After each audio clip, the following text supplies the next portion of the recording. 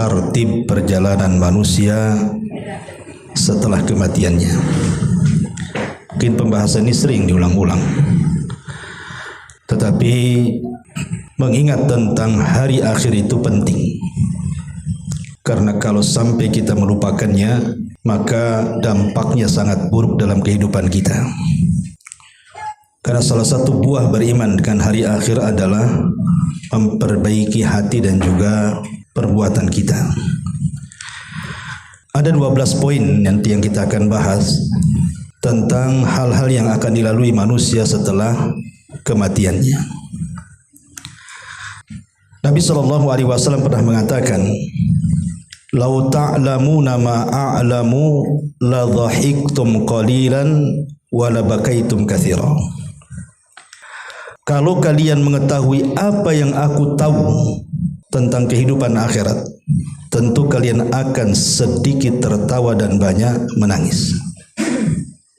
Kenapa Rasulullah SAW sampai mengatakan sedikit tertawa dan banyak menangis? Karena memang suasananya, kondisinya itu mengkhawatirkan, dan kita tidak tahu apakah kita bisa selamat ataupun tidak selamat. Makanya Umar bin Abdul Aziz rahimahullahu ta'ala sampai mengatakan, ketika dia menangis di kuburan dan orang-orang di sekitarnya ikut menangis, ketika ditanya, "Wa ma yubkika ya Amiral Mukminin?" Apa yang membuat Anda menangis wahai Amiral Mukminin? Maka dia mengatakan, "Bagaimana aku tidak menangis sementara ana la adri min ayyi fariqaini ana." Saya tidak tahu nanti ketika manusia dikelompokkan pada hari kiamat itu, saya masuk pada kelompok yang mana tuh? Apakah fariqun ilal jannah atau fariqun fis sa'ir?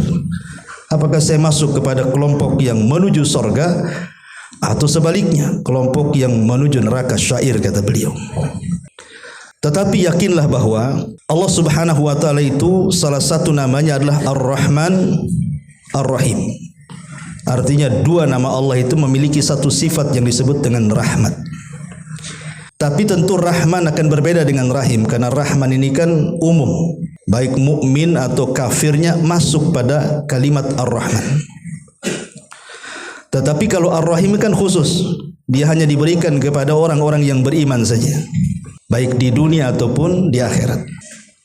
Yang ingin saya katakan bahwa ketika Allah Subhanahu wa taala membuka pintu tobat lebar-lebar kepada kita, bahkan pada sepertiga malam akhir sendiri Allah mengatakan, "Wa man yastaghfiruni fa aghfirlah." Siapa yang meminta ampun, ku ampuni dosa-dosa kalian. Bahkan Allah Subhanahu wa taala terkadang menutup aib kita di siang hari dan membuka pintu tobat di malam hari, atau sebaliknya. Itu semua rahmat Allah Subhanahu wa taala. Kita hanya berharap nanti pada hari kiamat itu mendapatkan rahmat Allah Subhanahu wa taala. Dengan itulah kita dimasukkan ke dalam surga. Karena orang masuk surga bukan karena amal, sekali lagi, tetapi karena rahmat. Sebagaimana asar yang disebutkan ketika seseorang yang dihadapkan ke pintu surga dari orang yang tidak pernah melakukan dosa sama sekali di dunia, kemudian Allah katakan, "Udkhulul jannah bi rahmati." Masuk kau ke dalam surga dengan rahmatku. Orang ini mengatakan, "Oh, tidak bisa. Yang masuk surga karena rahmatmu itu kalau di dunia dia berbuat dosa kemudian tobat, wajarlah dia masuk surga karena rahmatmu," katanya. "Lah aku loh di dunia enggak pernah berbuat dosa. Mana mungkin aku ini masuk surga dengan rahmatmu? Masukkan aku dengan amalku," katanya. Kata Allah, "Baik kalau begitu, hitung amalmu." Ketika dihitung semua amalnya, rupanya tidak bisa membandingkan dengan satu nikmat penglihatan yang Allah anugerahkan kepadanya. Karena dia takut tak masuk surga, dia mengatakan, "Ya sudah ya Rabb, masukkan aku dengan rahmatmu saja," katanya. Makanya ada istilah kalau seandainya kita ini sujud dari mulai lahir sampai mati, itu belum dikategorikan bersyukur secara mutlak kepada Allah. Kalau kita habiskan sekali sujud saja untuk hidup kita itu belum bisa untuk bersyukur kepada Allah Azza wa Jalla. Makanya Kita diperintahkan oleh Allah Azza wa Jalla untuk memperbanyak amalan, karena amalan itulah yang memancing rahmat sebenarnya. Rasul mengatakan la tahqiranna minal ma'ruf syai'a. Jangan remehkan sekecil apapun kebaikan. Tapi itu mukadimah, kita masuk pada pembahasan. Nabi SAW mengatakan idza mata ahadukum qamat qiyamatuhum.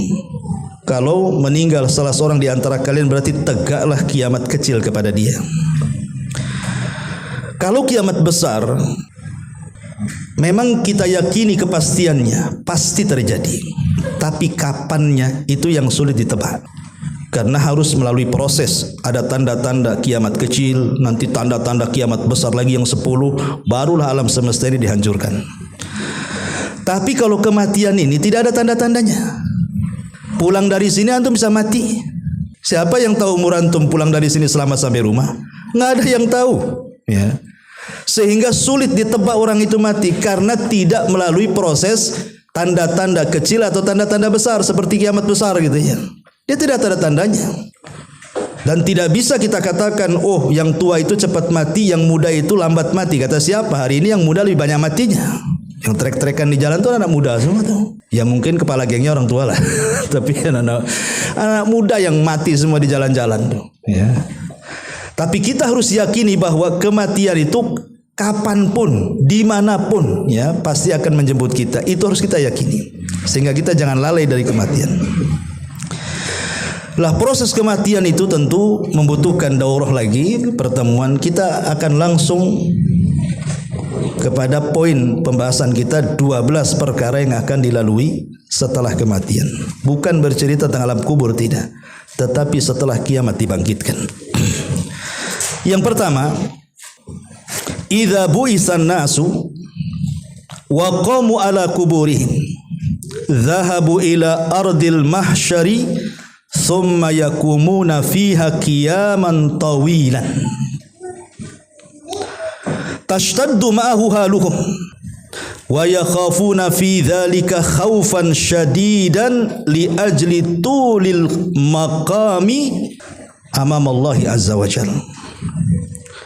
Apabila manusia dibangkitkan, kemudian mereka keluar dari kubur-kubur mereka, maka mereka akan diarahkan ke satu lapang atau lapangan yang sangat luas yang disebut dengan padang mahsyar.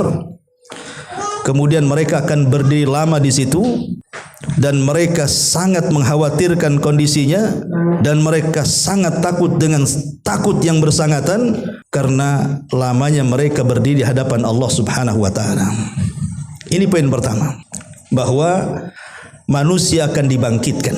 Dan ingat, Nabi SAW ketika memerintahkan kita untuk mengkafani orang yang meninggal, maka kita disuruh untuk mencari kapan terbaik, yang lebar, yang tebal, kan begitu.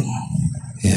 Kenapa gitu? Sampai dikasih wewangian, dikasih kapur barus dan begitu macam-macamnya lah kalau kita praktik fardu kifayah itu. Karena manusia nanti akan dipakaikan dengan baju itu. Memang pada awalnya manusia dibangkitkan itu yuhsyarun nas yaumal qiyamah khufatan uratan ghurlan. Manusia itu dibangkitkan dalam kondisi khufah, tidak berpakaian. Khufatan khufah, tidak beralas sandal, kemudian tidak berpakaian dan kembali tidak dikhitan. Dalam riwayat buhman. Buhman itu artinya tidak membawa satu harta sedikit pun di badan kita. Artinya seperti bayi yang dilahirkan, itulah kita dibangkitkan seperti itu. Pada awalnya ditelanjangkan, tetapi nanti juga akan diberikan pakaian. Dan yang pertama kali diberikan pakaian siapa? Nabi Ibrahim. Nabi Ibrahim pertama kali, awal man yuksa yaumal qiyamah. Yang pertama kali diberikan pakaian itu adalah Ibrahim. Baru yang lainnya. Pakaiannya apa? Pakaiannya ya kain kafan kita itu yang kita pakai. Dan ini berdasarkan sebuah riwayat yang dikeluarkan oleh Imam Abi Dawud dan juga Ibnu Hibban, dan hadis ini disahihkan oleh Syekh Nasiruddin Al-Albani dari sahabat Abu Sa'id Al-Khudri radhiyallahu an. Kata Nabi SAW, al-mayyitu yub'atsu fi thiyabihi allati yamutu fiha. mayit itu akan dibangkitkan dengan pakaian yang dikenakan saat kematiannya. Makanya kalau bisa antum dari sekarang sudah beli kain kafan sendiri. Karena kadang-kadang saya berapa kali memandikan jenazah, kain kafannya udah tipis, kemudian tidak lebar, orangnya pula gemuk. Jadi susah tuh main kafan. Yang harusnya disunahkan 3 helai bisa jadi 5-6 helai jadinya. Karena kalau hanya pakai 3 helai tidak cukup tuh untuk membungkus badannya saja. Makanya saya kalau ke pasar cari kain kafan itu bukan beli kain kafan, beli kain putih. Nah, baru benar tuh. Cari kain warnanya apa bang? Putih. Baru dikasih kain putih yang lebar itu, yang 1,5 meter itu. Kadang-kadang 180 tebal. Nah, itu baru benar tuh. Ini kain kapan kecil. Kalau bilang kain kapan yang tipis itulah. Kemudian lebarnya baru 90 belum, sampai 1 meter. Kalau bungkus bayi boleh lah. Kalau bungkus kayak saya ini meninggal nih kurang lebarnya kan itu ya. Makanya cari kain terbaik, beli dari sekarang ya, taruh di dalam rumah. Karena nanti pada hari kiamat pakaian itulah yang akan dipakaikan Allah Subhanahu wa taala menghadap Allah Subhanahu wa taala. Ma'asyiral muslimin wal muslimat rahimani wa rahimakumullah. Manusia saat dibangkitkan itu juga sesuai dengan saat kematiannya. Ini pernah saya bahas bahwa manusia itu saat dibangkitkan maka kondisinya sama dengan saat diwafatkan Allah. Manusia dibangkitkan itu akan sama dengan saat diwafatkan. Makanya ada hadis tentang ancaman orang bunuh diri itu. Kalau dia bunuh diri makan racun, maka nanti dibangkitkan sedang makan racun. Kalau dia bunuh diri karena jatuh dari ketinggian, nanti saat dibangkitkan dia dijatuhkan.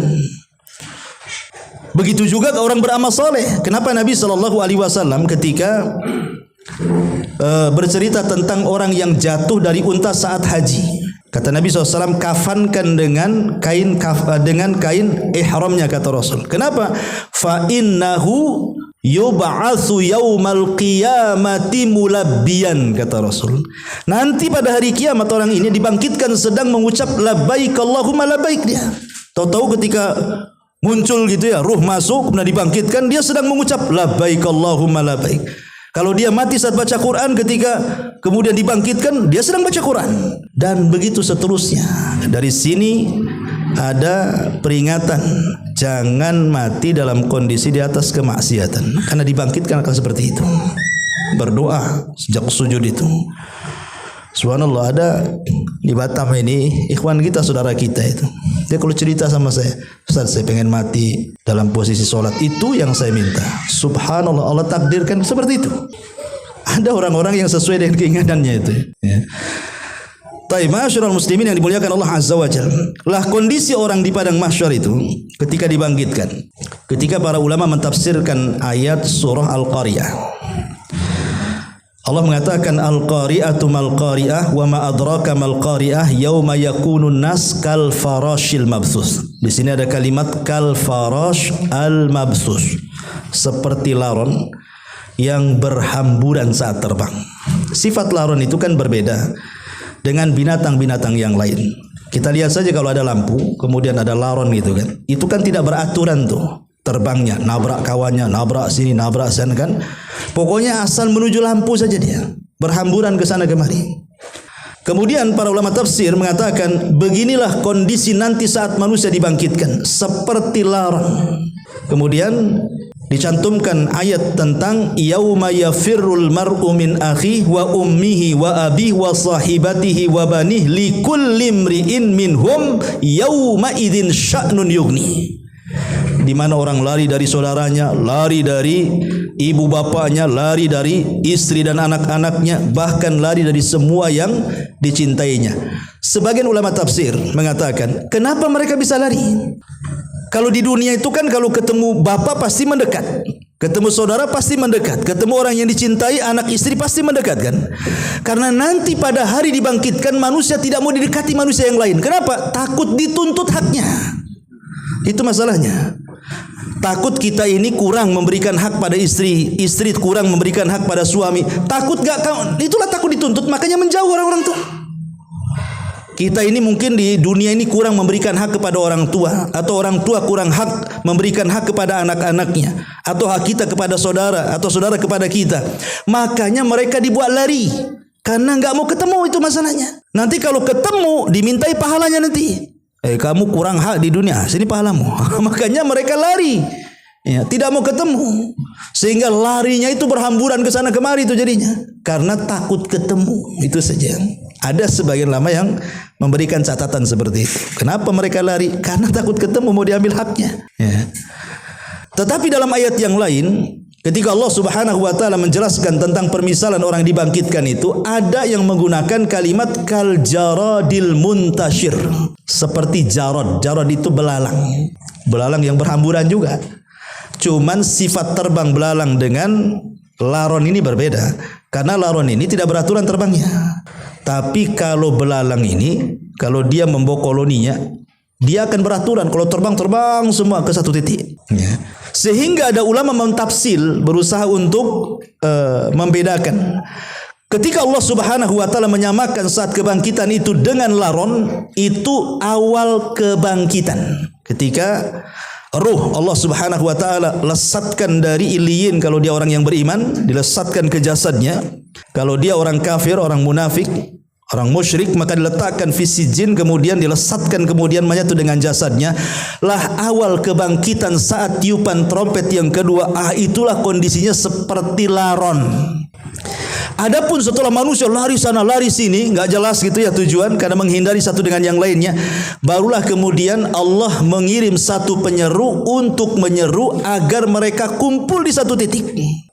Disitulah disifatkan seperti jarad, seperti belalang. Berarti mereka dari mana-mana sudah teratur tuh, harus ke situ. Masalahnya untuk sampai ke titik panggilan itu berapa jaraknya kita tidak tahu. Kan tidak dijelaskan. Pamannya orang yang sudah lari ke ujung timur, ujung barat, tahu-tahu titik pemanggilannya ada sebelah sana. Disitulah masing-masing orang ada yang naik kendaraan menuju titik itu, kan itu. Ada yang parah lagi menuju titik itu karena mungkin di dunia dia sombong. Maka yuhsyaruna al-mutakabbiruna yaumal qiyamati ka'amsalidzar. Dikumpulkan orang-orang yang sombong di dunia, nanti dibangkitkan seperti semut. Badannya kayak semut kecil gitu. Bayangkan kita badan semut, sementara tujuan kita jauh, apa enggak lelah kita itu menuju titik panggilan itu. Ada yang terseok-seokan begitu, seperti pemakan riba itu. Alladzina ya'kuluna riba la yakumuna illa kama yakumul ladzi yatakhabbathu syaitanu minal mas. Orang-orang yang memakan uang riba itu, mereka tidak berdiri seperti orang kesurupan. Gimana orang kesurupan nih? Orang kesurupan berdiri aja tidak bisa, sempoyongan. Itu harus menuju titik yang ditentukan. Disitulah padang mahsyar di situ. Ada lagi yang pincang, ya, orang-orang yang berpoligami kata Rasul kemudian tidak adil, pincang jalannya miring-miring sampai ke titik itu. Itu. Ada orang yang tukang minta-minta gitu ya, nggak ada daging di mukanya, tengkorak semua jalan gitu. Subhanallah, itu kita nggak bisa bayangkan tuh kondisi seperti itu. Wajar kalau seandainya Rasul mengatakan di mukadimah tadi, lau ta'lamuna ma'alamu la dhahiktum qalilan wa la bakaitum katsira. Kalau kalian tahu apa yang ku tahu, banyak nangislah kalian daripada banyak ketawa. Karena kondisinya seperti itu. Ini awal dibangkitkan nih, belum ada cerita macam-macam. Baru setelah mereka kemudian menuju di satu titik itulah, kemudian mereka dibiarkan begitu saja sama Allah. Matahari didekatkan 1 mil di atas kepala, keringat pula bercucuran kemana-mana. Tidak ada kejelasan apapun sampai mereka bosan. Karena kondisi mereka itu tidak bisa duduk, tidak bisa berbaring. Ketika ahli tafsir mentafsirkan ayat yauma yaqumun nas li rabbil alamin, pada hari ketika manusia berdiri menghadap Rabb alamin itu, ada yang membawa ala zahirihi. Jadi kalimat berdiri itu dibawa kepada zahirnya ayat. Jadi mereka itu posisinya berdiri saja, tidak ada yang duduk, tidak ada yang berbaring. Sampai kapan? Ada yang mengatakan mereka berdiri itu di padang mahsyar itu 50.000 tahun. Cuman menjadi khilaf para ulama. 50.000 tahun itu maksudnya mutlak apa semua manusia akan tinggal 50.000 tahun di padang mahsyar baru kemudian terjadi keputusan Allah Azza wa Jalla? Tidak. Maksud 50.000 tahun itu maksudnya bagi orang-orang kafir. Mereka akan lama di situ. Tetapi orang-orang yang beriman itu sesuai dengan hisabnya, karena hisabnya orang beriman itu antara zuhur ke asar kata Nabi. Jadi hisabnya orang-orang yang beriman itu cuman jaraknya antara zuhur ke asar. Ya tentu waktu sana bukan waktu sini. Ya, kalau waktu sini zuhur ke asar sebentar lah. Kalau waktu sana ya lama, satu harinya 1000 tahun. Berarti setengah harinya 500 tahun. Jadi kalau zuhur ke asar ya dihitung aja berapanya kan begitu. Kenapa singkat? Karena memang orang-orang yang beriman mereka tidak ada masalah dengan hisab. Mereka tidak ada masalah dengan pertanggungjawaban. Ngapain lama-lama di situ? Memang tujuan mereka menuju Allah Subhanahu wa taala. Makanya Allah kabulkan hisabnya pun mereka dimudahkan, dan jarak hisabnya pun cuman sebentar. Baina dzuhri ilal asri kata Rasul, antara zuhur ke asar. Lah yang lama di situ itu orang-orang kafir tuh. Orang-orang musyrik, orang-orang munafik i'tiqad itu. Mereka tinggal di situ lama lah tuh. Termasuk juga orang-orang yang hisabnya sulit. Nanti saya jelaskan apa bedanya hisab mudah dengan hisab sulit itu. Ma'asyiral muslimin yang dimuliakan Allah Azza wa Jalla, ini poin yang pertama. Poin yang kedua, fa idza tala al maqam rafa Allahu Azza wa Jalla li nabiyhi sallallahu alaihi wasallam awalan haudhuhul mawrud fayakunu haudun nabiy sallallahu alaihi wasallam fi arasatil qiyamati idza ishtadda qiyamuhum li rabbil alamin fi yaumin kana miqdaru 50 alf sana faman mata ala sunnatihi ghaira mughayyirin wala muhdithin wala mubaddilin warada alaihi al-hawdu wa suqiya minhu fayakunu awalan li amanin lahu an yakunu maskiyan min haudin nabiyina sallallahu alaihi wasallam summa ba'daha yarfa'u li kulli nabi haudahu fayasqa minhu salihu ummatihi. Poin yang kedua, setelah manusia lama berdiri gitu ya di padang mahsyar itu, barulah kemudian Nabi sallallahu alaihi wasallam Allah angkat. Ya, Allah angkat. Diperlihatkan di hadapan seluruh manusia. Ada sebagian syekh mengatakan bahwa nanti di padang mahsyar itu tidak ada alaqah bainana wa bainal ardi, antara kita dengan bumi. Kalau di dunia ini kan ada alaqah antara kita dengan bumi, makanya ada istilah gravitasi. Nah, kita tidak bisa lepas dari bumi karena kita tersedot gravitasi kan itu. Tapi di akhir itu udah nggak ada lagi hubungan kita dengan bumi itu, karena bumi itu sendiri akan jadi saksi bagi kita. Jadi kondisi manusia ya sudah nggak ada hubungan dengan bumi sama sekali. Nah, makanya mereka bisa terbang. Lah kemudian Rasul diangkat tuh. Setelah Nabi SAW diangkat, maka Nabi SAW diperlihatkan haudnya, telaganya yang sangat-sangat lebar, sangat-sangat luas, dan tidak ada telaga yang lebih luas dibandingkan telaga Nabi kita Muhammad SAW. Kemudian Rasul dihantarkan ke telaga itu. Kemudian Rasul minum dari telaga itu, baru memerintahkan umatnya untuk datang ke telaga itu. Dan yang pertama minum dari telaga itu siapa? Ahlul Yaman, orang-orang Yaman, maksudnya orang-orang Ansar. Karena orang Ansar itu turunan Khazraj dan Aus, ya, kakeknya dari satu nasab, namanya Ma'us Sama, ya, kakeknya itu namanya Ma'us Sama, air langit, gitu. Air hujan. Nah, orang dulu kalau ngasih air kasih nama air hujan. Jadi nama anaknya itu Ma'us Sama, nama kakeknya Ma'us Sama. Kenapa disebut Ma'us Sama coba? Saking dermawannya. Jadi saking dermawannya orang itu sampai kemudian dijuluki Ma'us Sama, namanya air hujan. Nah, kasih nama nantu Ma'us Sama supaya dia dermawan ya kan. Itulah kakek buyutnya orang-orang Khazraj dan Aus itu ya. Mereka dari Yaman, ya, dari Banu Qailah gitu ya. Lah, ketika orang-orang Ansor minum duluan, lah kenapa alasannya orang Ansor? Ini kan dipertanyakan. Kenapa mesti orang Ansor? Bukankah orang-orang Muhajirin itu secara sejarah ya, yang paling banyak berjasa kepada Rasul itu siapa, Muhajirin apa Ansor? Muhajirin, mereka orang yang pertama beriman. Orang Ansor itu setelah Rasul 13 tahun di Mekah, baru kemudian hijrah ke Madinah, baru ada orang Ansor. Tapi kenapa urusan minum dari telaga Rasul orang Ansor dulu sebelum yang lainnya? Ada apa di balik orang Ansor ini? Ada sebagian ulama yang kemudian mencari-cari hikmahnya. Karena selama di dunia, orang Ansor itu tidak pernah mendapatkan satu pun jabatan dalam kerajaan. Lihat Khulafaur Rasyidin, ada orang Ansor? Tidak ada, semua orang Muhajirin. Abu Bakar Muhajirin, Umar Muhajirin, Utsman Muhajirin, Ali Muhajirin. Kemudian setelahnya Hasan ibn Ali Muhajirin. Tumbuh Daulah Umayyah. Siapa pemimpin pertama? Muawiyah. Ansor bukan, Muhajirin. Direbut lagi oleh Daulah Abbasiyah. Tahu ya Abbasiyah, semua orang-orang Abbasiyah lah, orang-orang Quraisy yang gitu. Kemudian sampai kepada Turki Utsmanin, begitu seterusnya. Tidak ada satupun orang Ansor dari mereka dan keturunannya yang menjadi pemimpin. Makanya sampai Rasul mengatakan di hadapan orang-orang Ansor, menenangkan hati mereka kan itu.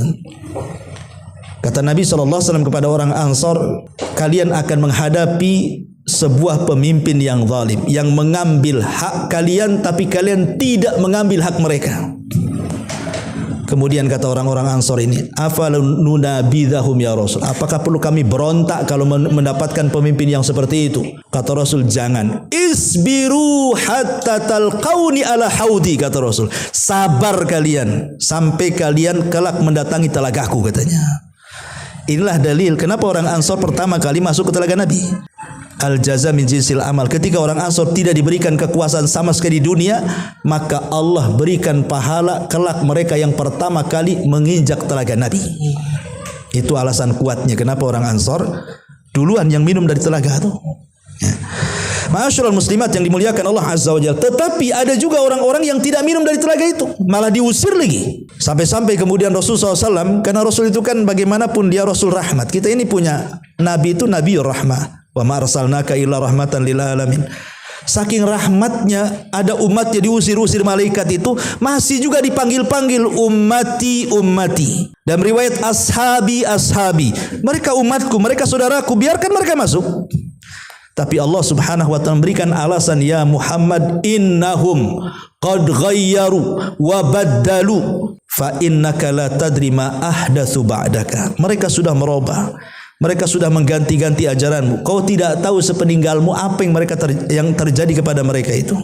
Sebagian ulama akidah mengatakan bahwa ada 4 orang tidak akan minum dari telaga itu. Ada 4 orang yang tidak akan minum dari telaga itu. Yang pertama orang murtad, tidak akan minum. Walaupun dunia dia muslim, tapi murtad tidak akan minum. Yang kedua ahli bid'ah, merubah-rubah ajaran Nabi SAW. Mereka tidak akan minum berdasarkan nas hadis. Ya.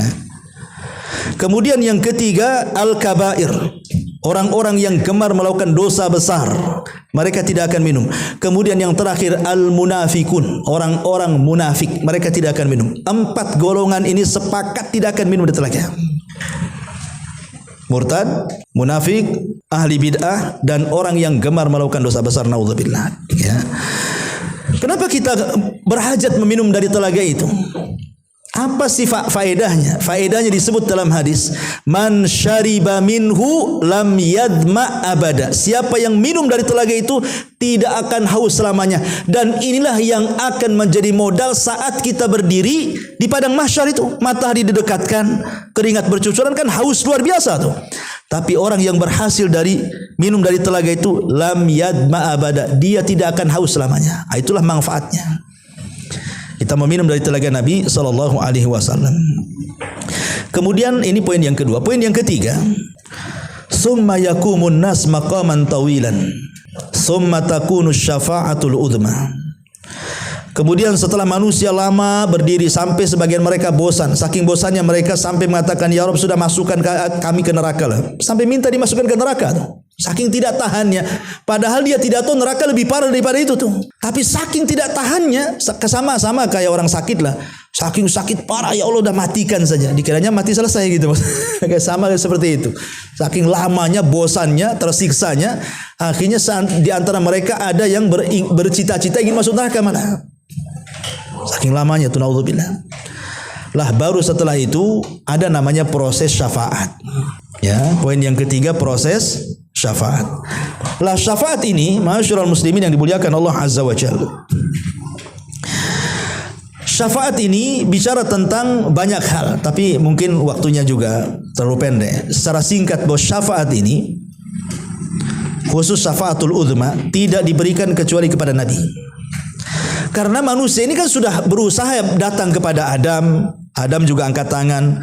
Datang kepada Nuh, Nuh juga angkat tangan. Datang kepada Ibrahim, angkat tangan juga. Datang kepada Musa, kepada Isa. Ini kan ulul azmi, semua pimpinan-pimpinan para nabi nih, pimpinan-pimpinan para rasul.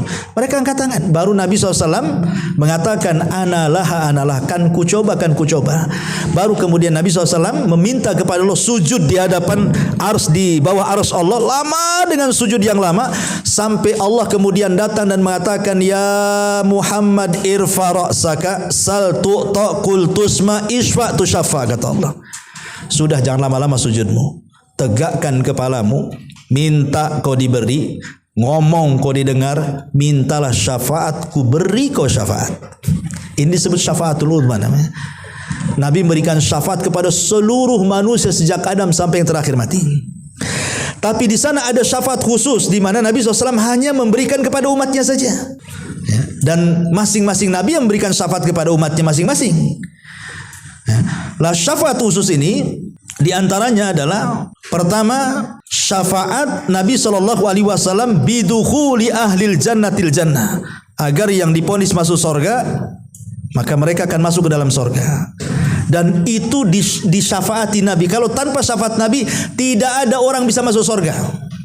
Sejak Adam sampai yang terakhir mati, tidak ada yang bisa masuk surga. Kenapa? Karena yang buka pintu surganya Nabi. Gimana cara masuknya? Rasul yang mengatakan ana awal man aftatihu babal jannah, akulah yang pertama kali membuka pintu surga. Berarti syafaat ini bagi orang-orang yang diponis masuk surga untuk masuk ke dalam surga. Dengan cara apa? Nabi yang bukakan pintunya tuh. Masuk kalian. Kemudian yang kedua, syafaat khusus yang satu-satunya diberikan kepada orang kafir satu dunia adalah syafaat Rasul kepada Abu Talib. Walaupun sebagian ulama akidah ada yang kurang setuju dengan istilah syafaat khusus, karena namanya syafaat itu harus keluar dari neraka.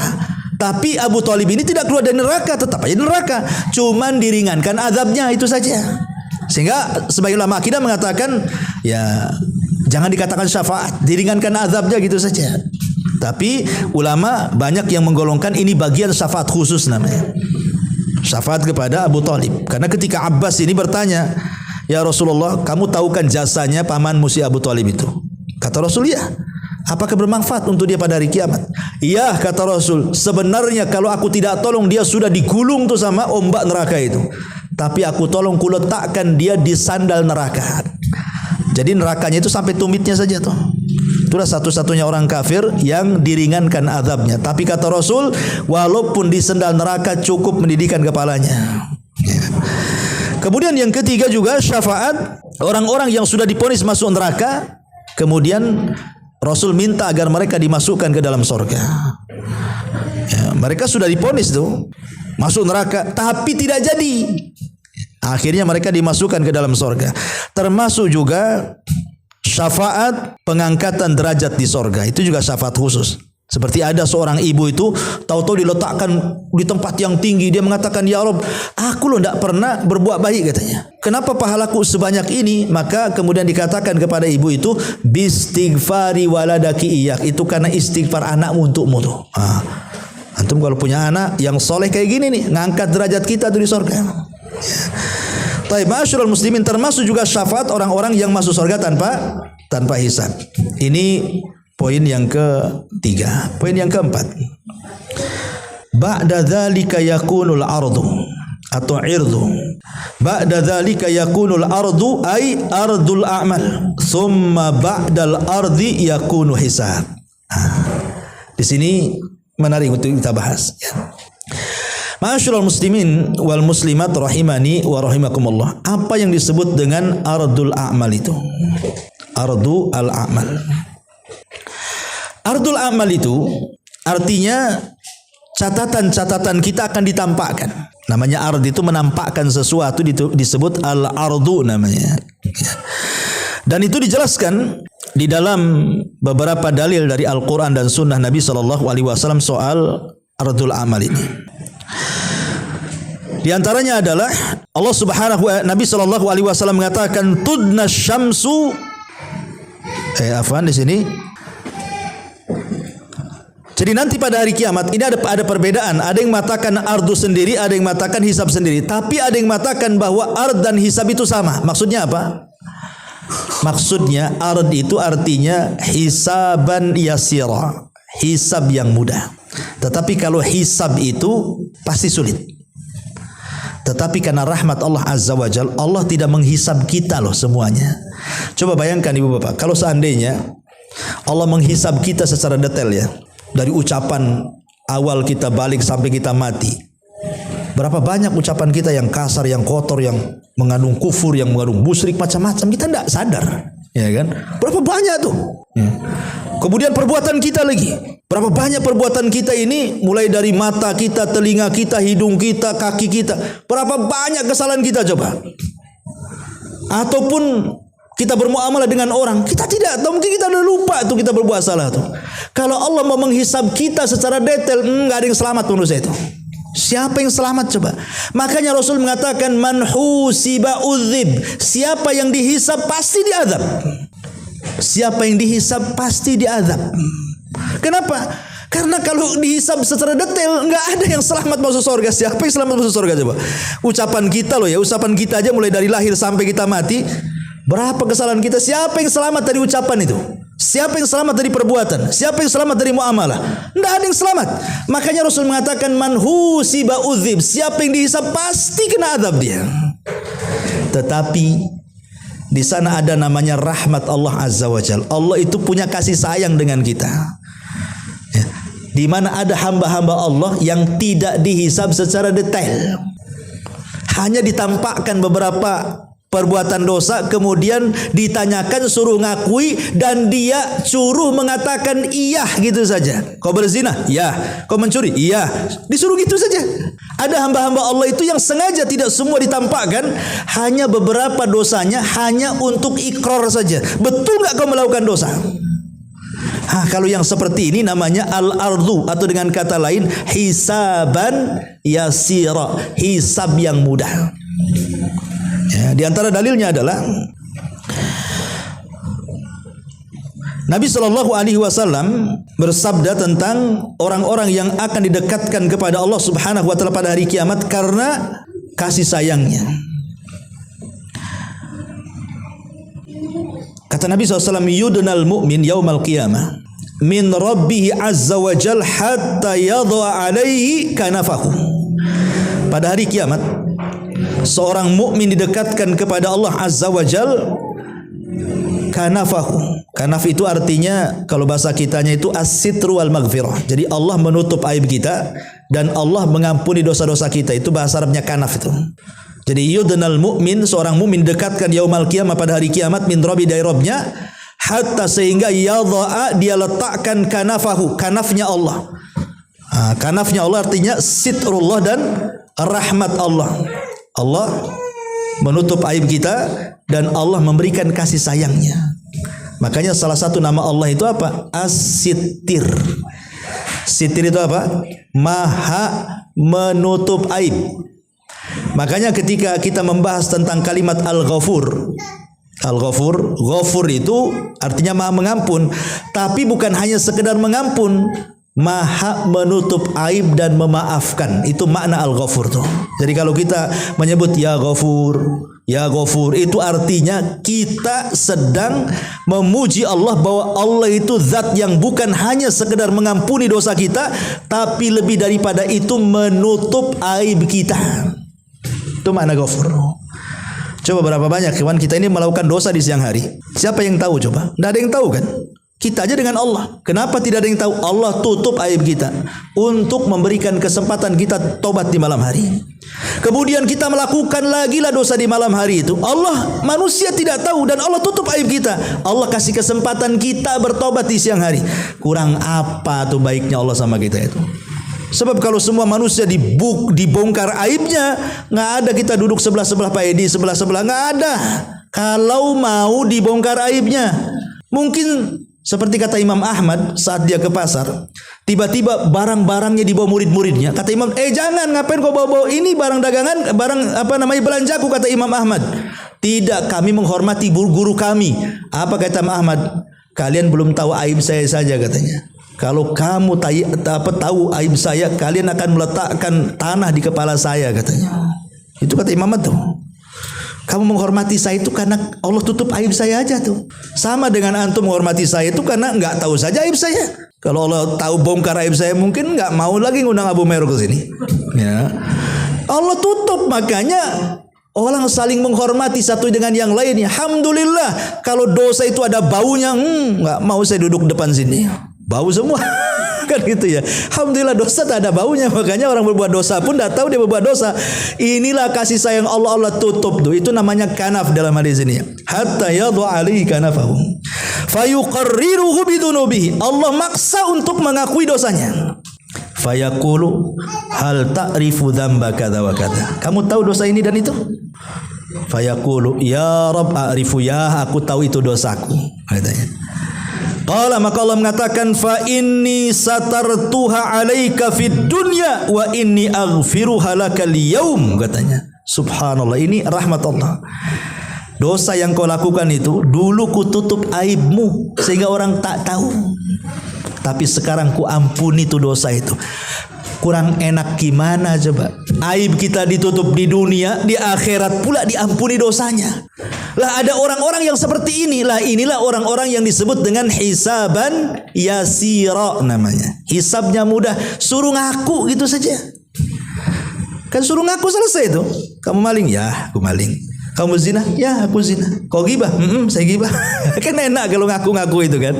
Itulah hisab yasira, itu suruh ngakui dosanya. Itu pun tidak dirinci oleh Allah. Hanya suruh ngakui beberapa dosa. Ketika dia sudah mengakui, kata Allah, dulu dosa yang kau lakukan ini kututup aibnya di dunia. Sekarang ku ampuni. Kemudian fayu'ta sahifata hasanati. Setelah itu dia diberikan lembaran catatan-catatan kebaikannya. Nih catatanmu semuanya, katanya. Kan enak kayak gitu tuh.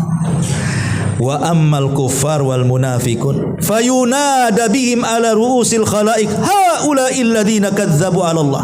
Tapi beda dengan orang kafir, dengan orang munafik.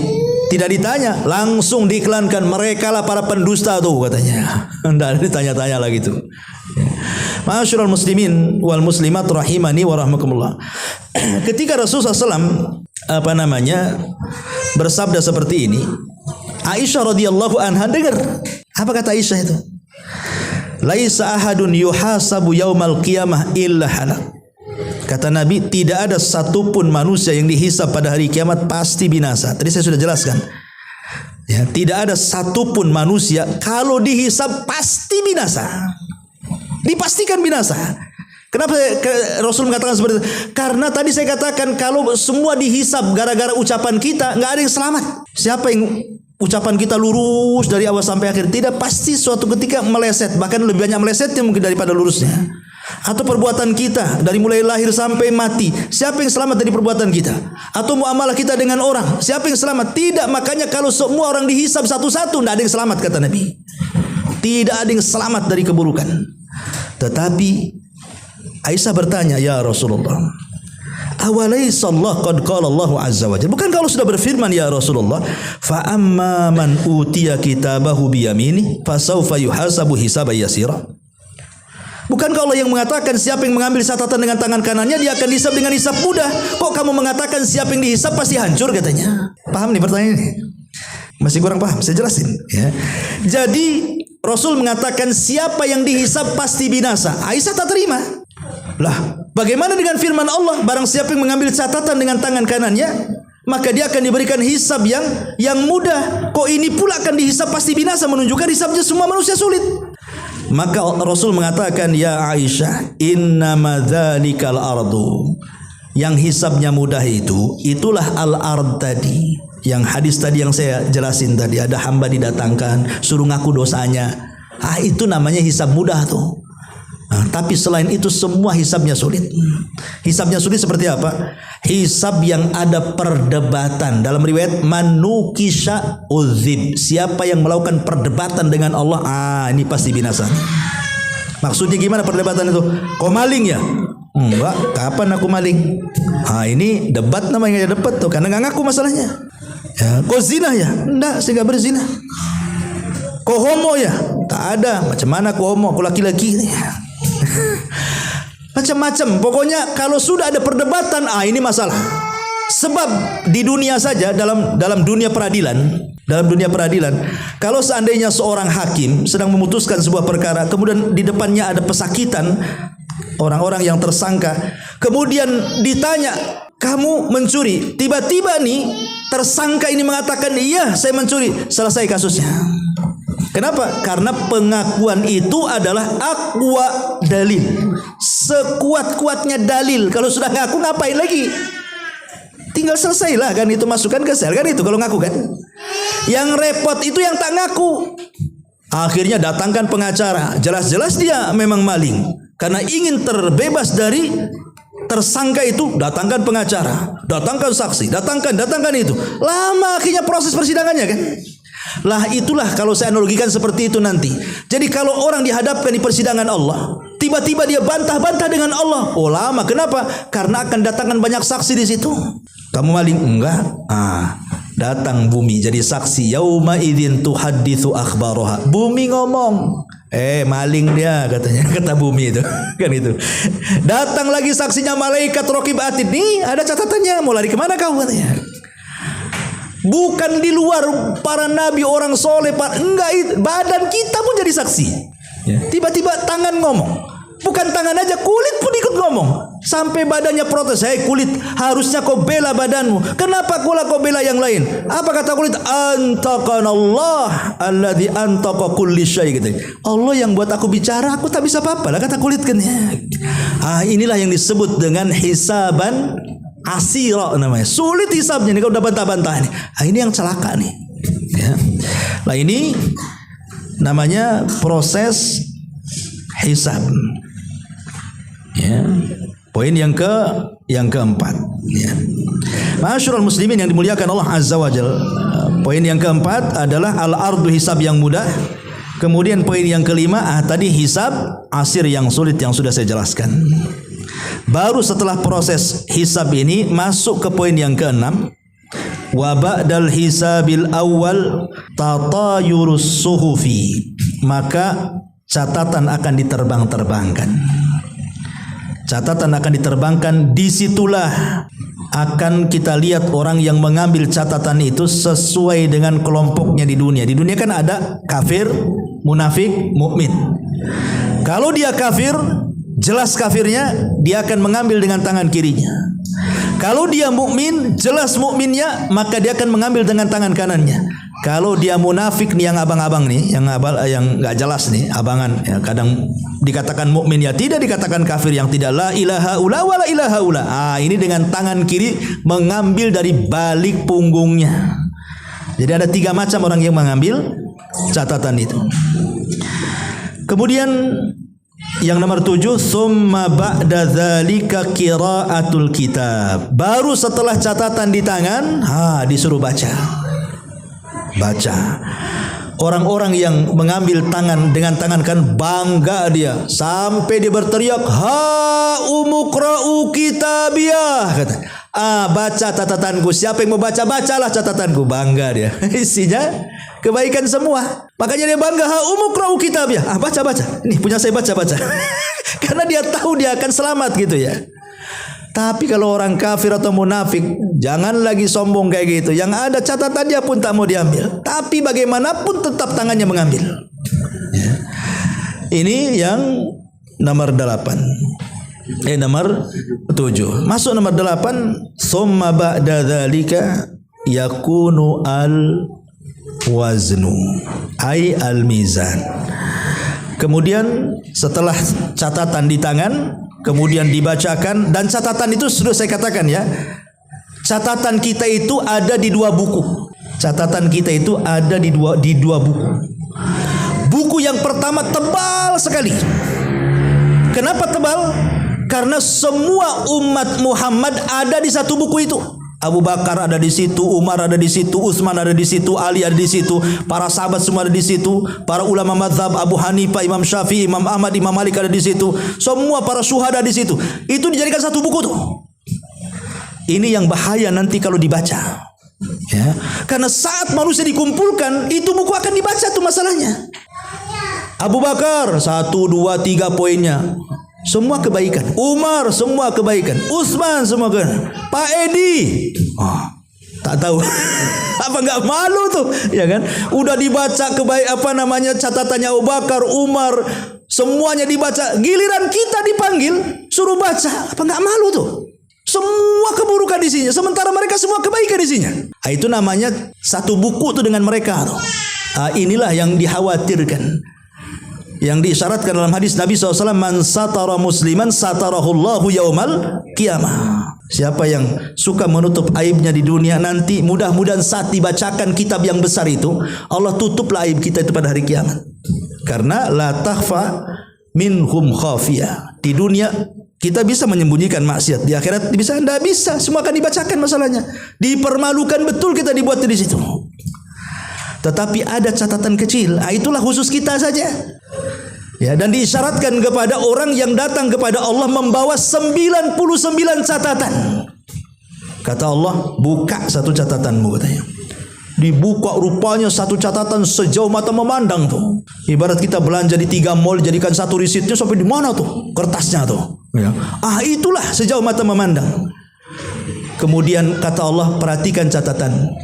Ada enggak yang tersilap di situ? Ada yang kau tak lakukan, dicatat di situ. Ingat, kekhususan hisab, semua manusia akan dikembalikan memorinya. Itu kekhususan hisab. Kita di dunia 1 minggu yang lalu pinjam utang aja kita lupa. Ya. Tapi di akhirat sejak akil balik sampai mati semua hafal. Kenapa? Untuk dicocokkan tuh dengan catatannya tuh. Ya. Coba tengok catatanmu, betul enggak? Betul ya Rabb. Tengok lagi, jangan-jangan malaikat-malaikat hafadhah yang mencatat raqib itu salah pula, tersilap-silap. Enggak, betul. Suruh dicek berkali-kali. Diqqahnya, maksudnya telitinya Allah itu supaya diteliti semua. Disamakan, jangan-jangan ada yang tersilap, jangan-jangan dengan salah. Semua benar ya Rabb. Kemudian Allah mengatakan, alaka udhrun au hasanatun? Kamu punya uzur atau punya kebaikan yang bisa menandingi satu catatan yang jauhnya sejauh mata memandang ini? Kata dia dengan lemasnya, dia mengatakan, la ya Rabb, lau indi hasanatun, kalaupun aku punya kebaikan, apalah bandingannya dengan keburukan ini yang banyak nih. Akhirnya dia pun sudah lemas, baru satu catatan sudah memponis dirinya, Allah kalau gitu saya masuk neraka ini. Tiba-tiba ketika sudah melangkah ke neraka, dipanggil pula sama Allah, tunggu sini. Ya. Sini dulu, kamu itu punya kebaikan katanya. Kata orang ini, apa itu kebaikannya? Dikeluarkanlah kartu sakti itu, bukan gambar joker. La ilaha illallah Muhammadur Rasulullah, gambar kartunya itu. Inilah kebaikanmu. Tapi dia enggak yakin juga satu kartu ini mengalahkan 99 catatan. Dia mengatakan, ya Rabb, buat apalah kartu itu katanya, dibandingkan dengan 99 catatan ini katanya. Masih enggak yakin juga. Karena enggak yakin, datangkan timbangan. Datangkan timbangan. Diletakkanlah 99 catatan buruknya, kemudian kartu sakti di tokohnya la ilaha illallah itu. Rupanya apa yang terjadi? Tosat bihinna la ilaha illallah. Rupanya la ilaha illallah melesat ke atas, dan timbangan 99 anjlok ke bawah. Karena beda, kalau timbangan dunia berat ke bawah, kalau timbangan akhirat berat ke atas. Kenapa ke atas? Karena sorga itu darajat makin tinggi makin indah, neraka itu darokat makin rendah makin takut kita. Ya. Baru dia yakin. Itulah hadis bitokoh namanya. Itulah ada catatan yang khusus untuk kita tuh. Ini yang nomor 9, nomor 8, nomor 9-nya. Dari tadi 8 enggak selesai ini mau duhur ini. Kemudian yang nomor 9, summa ba'dal mizan yang qasimun nas ila tawaif. Setelah selesai ditimbang nih amalan-amalan ini, baru manusia akan digolongkan, dikelompokkan dengan kelompoknya masing-masing. Dulu penyembah sapi, sana kamu kumpul di sana semua.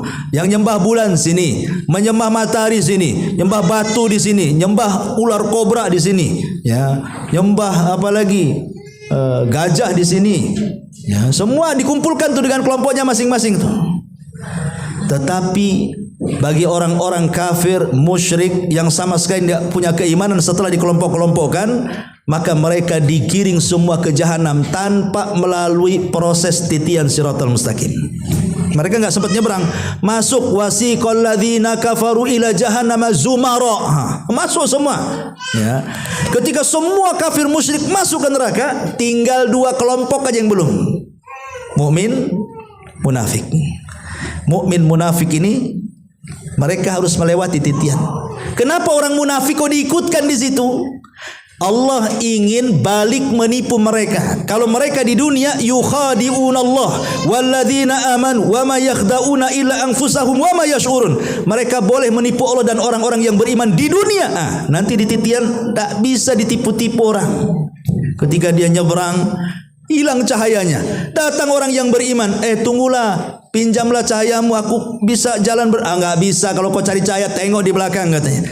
Ketika di belakang ada dinding itu, disangka rahmat, rupanya di balik dinding itu adab. Balik ditipu sama Allah itu. Makanya sengaja diseberangkan itu supaya tidak ada tipu-tipu lagi di situ. Lah orang yang beriman saja menyeberang itu macam-macam. Ada yang seperti kilat, seperti kuda balap, lari kencang. Ada juga yang tertatih-tatih, kadang jatuh, kadang ada juga yang tidak selamat, naudzubillah.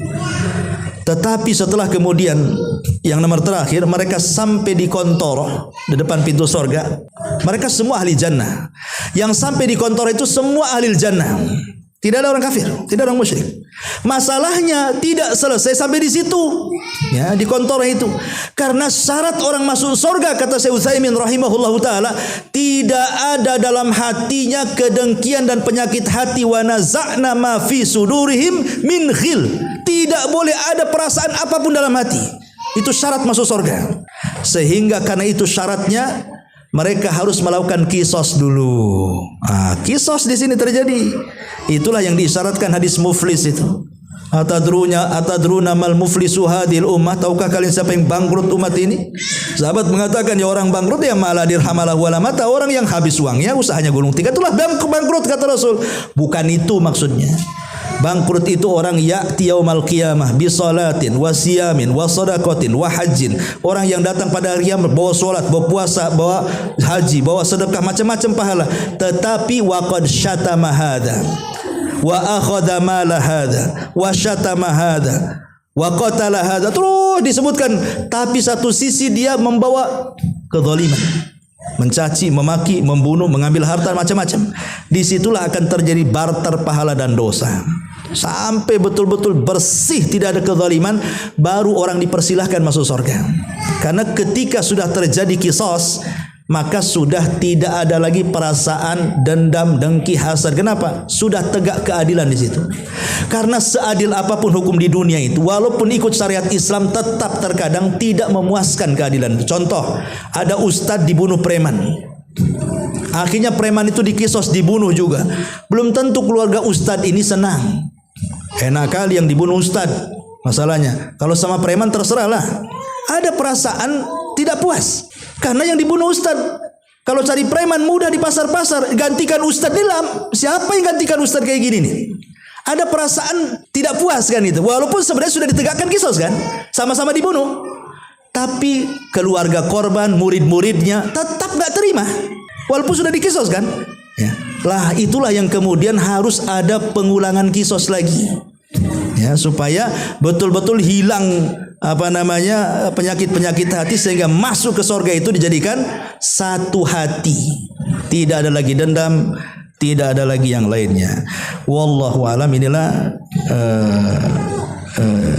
dan nomor 11-nya baru kemudian masuk titian, kontoroh, dan yang terakhir masuk ke dalam surga. Inilah diantara ringkasan perjalanan. Ini tartib seperti ini memang saya pilih dari pendapat Al-Imam Ibnu Hajar rahimahullah ta'ala, yang dinukilkan oleh beberapa ulama seperti Az-Zahabi dan yang lainnya. Kita tidak bisa menjazamkan apakah tartibnya seperti ini. Ini perkara gaib. Ya, apakah ini dulu, itu dulu, ini dulu, wallahu a'lam.